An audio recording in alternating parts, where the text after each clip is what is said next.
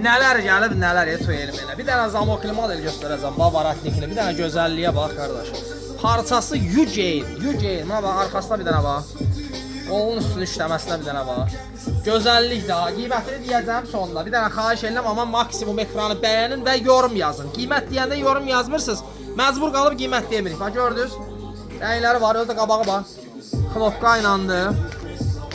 Təmiz, fabrikini, materialı əla, keyfiyyəti xarab olmayan. Bula 2 dənənin qiyməti 20-yədir və bundan əlavə zebra modellər. Ölkədə bu dəqiqə trenddə brest olan bütün zebraların hamısından məndə var babular. Qiyməti də bunların qiyməti 15-ə. Bunlar hamısı 15-ədir qiymətləri zebraların.